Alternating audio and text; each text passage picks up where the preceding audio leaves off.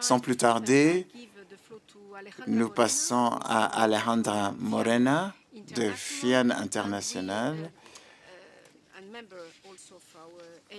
qui fait partie de notre réseau des ONG.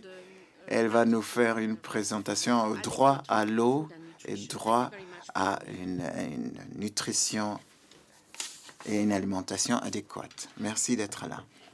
Thank you very much. Je vous remercie et merci aux organisateurs d'avoir créé cet espace important et à d'autres orateurs pour les interventions excellentes, surtout la dernière. Je vais surtout parler de l'aspect droit humain. Donc, avoir une approche de droit humain par rapport à l'agroécologie pour retransformer et repenser les systèmes alimentaires. Comme nous savons tous, c'est nécessaire. L'alimentation est un droit humain, ce n'est pas juste un produit de base. Et donc, les États ont des obligations à fournir cela ou créer des conditions pour permettre à tout le monde de se nourrir de manière digne et d'atteindre leur potentiel, leur plein potentiel. Il faut mettre en place des conditions pour permettre aux personnes d'avoir accès aux ressources, d'avoir de l'alimentation de nutrition, avec valeur nutritive. Qui produit et comment on produit? Depuis une décennie, il y a eu des engagements des États par rapport à l'alimentation. Il y a des instruments importants au niveau international, au niveau national. Les États ont pris des actions. Nous savons qu'à travers le monde, on produit suffisamment d'alimentation, mais comme on a dit au départ, la situation n'est pas glorieuse. Il y a de plus en plus de personnes qui sont en danger de sous-alimentation, l'Afrique, mais également dans le nord global. 8% des personnes en Europe ont des problèmes. Il y a le problème de l'obésité à travers le monde et toutes les maladies que cela amène.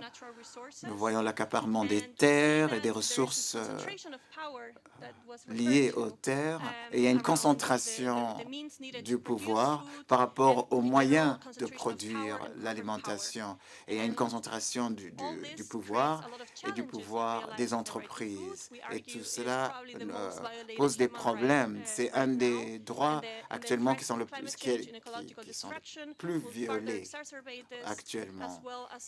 Et nous devons éviter que cela que cette situation-là s'empire. D'un point de vue des droits de l'homme, l'agroécologie est l'approche à suivre et nous voyons que c'est une approche politique très utile pour tenir compte du problème du droit à l'alimentation. Et donc, il y a un alignement conceptuel entre les deux. Olivier de Schuster, le rapporteur spécial sur le droit à l'alimentation des Nations Unies. On a déjà parlé, il y a des mouvements paysans, la souveraineté alimentaire. Est-ce que veulent les mouvements paysans? Et il faut les 5 dimensions: disponibilité, accessibilité, la participation et avoir suffisamment d'alimentation. Ceux qui ont parlé avant moi ont déjà parlé du droit à l'agroécologie. C'est lié au droit à l'alimentation. Les États doivent en tenir compte dans les décisions dans la prise de décision politique. En termes de production, nous en avons déjà parlé, c'est important pour les générations actuelles, mais pour les générations futures. Et avec la dégradation des sols, ce sera de plus en plus difficile de produire de l'alimentation à travers le monde, la réduction de la pauvreté également, pour les paysans, pour les femmes, dans les régions reculées. Donc, moins on dépend des entrants externes, plus on peut consacrer à l'éducation, au développement local. Tout cela est lié à l'accessibilité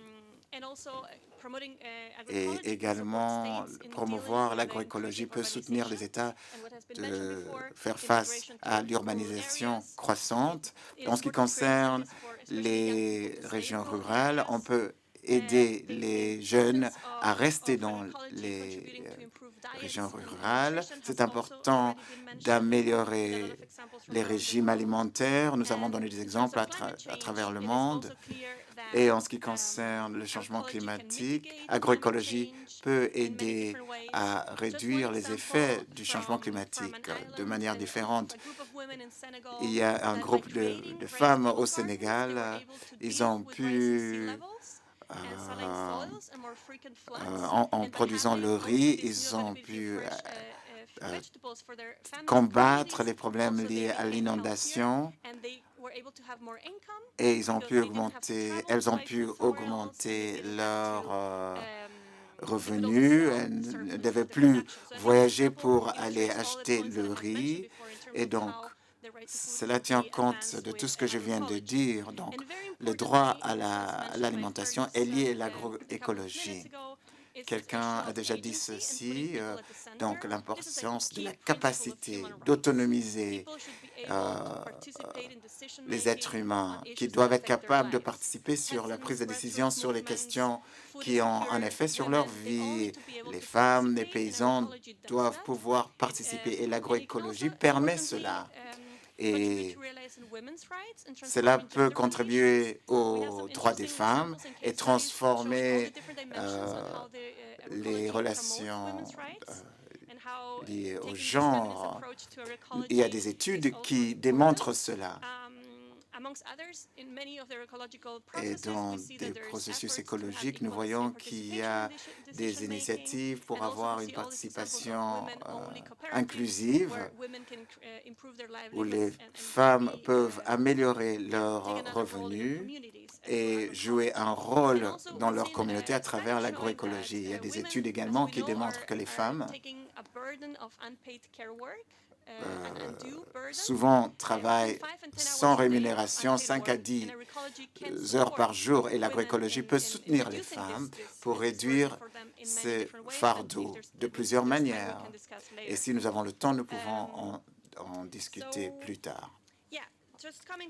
Juste pour conclure, je voudrais mettre en exergue que les États ont pris des engagements contraignants et l'agroécologie peut soutenir les États à réaliser leurs objectifs. Et comme nous avons vu, il y a énormément d'autres bénéfices pour les populations.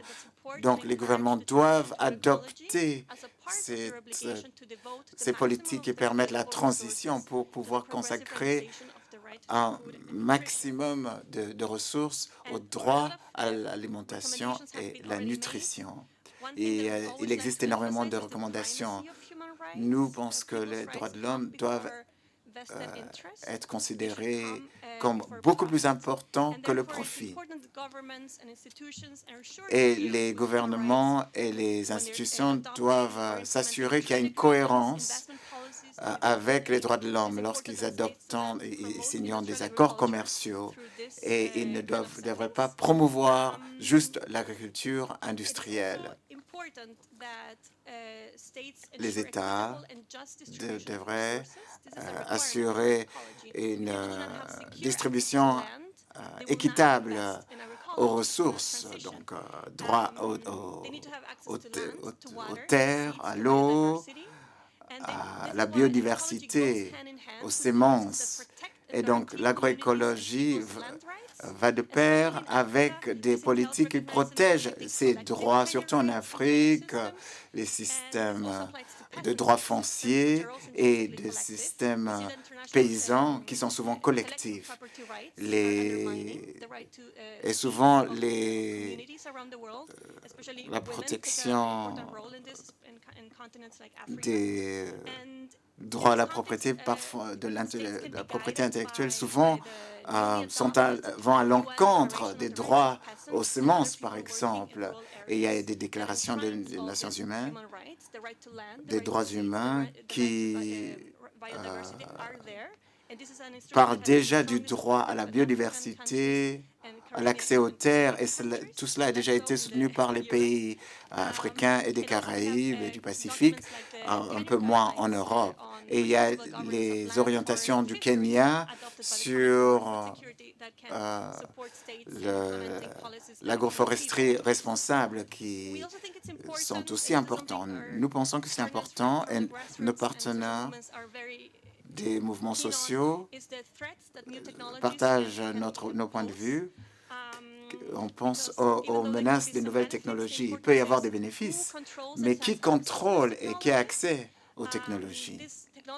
Les technologies peuvent mener à la privatisation et diminuer le potentiel de l'agroécologie, parce que l'agroécologie valorise les approches locales. Et souvent, les technologies viennent de quelques pays et entreprises. Et il faut des politiques qui soutiennent l'agroécologie sur le plan national et sur le plan international. Par exemple, à travers les marchés publics, il y a des exemples du Brésil, de l'Espagne. Lorsque le gouvernement change, il y a des problèmes qui se posent, mais si c'est soutenu par les mouvements sociaux, cela peut être soutenu même lorsqu'il y a changement de gouvernement. Et bien sûr, nous avons un système qui n'offre pas des possibilités à tous. Et des collègues ont déjà dit ceci. On va développer les programmes financiers et il faut faire en sorte que la coopération et le développement et la recherche bénéficient de ces fonds. Il y a aussi beaucoup de discussions sur le changement climatique et les contributions nationales des États. Nous voyons, il y a des exemples concrets où il y a eu des progrès, où on a eu une incorporation de l'agroécologie pour la réduction des effets du changement climatique. Et donc, tous ces engagements dans le cadre de l'accord de Paris peuvent nous aider à intégrer l'agroécologie. Il faut mettre les êtres humains au centre de notre approche. Il faut une gouvernance plus démocratique à tous les niveaux, du niveau local jusqu'au niveau international. Il faut la sécurité alimentaire. Les producteurs doivent être inclus dans la prise de décision. Et l'autre partie, c'est bien sûr, il faut réduire ou contrôler le pouvoir des entreprises, tenir compte des groupes tels que la recommandation 34 de CEDAW pour promouvoir les droits de la femme dans le domaine agricole. Et dernièrement, les personnes marginalisées, surtout dans les centres urbains, doivent également avoir accès à l'alimentation et les enfants. La protection sociale doit être combinée avec les politiques et il faut des approches redistributives. Merci beaucoup. Thank you very much. I will not, in the interest of time. Merci. Je ne vais pas essayer de résumer ce qui a été dit,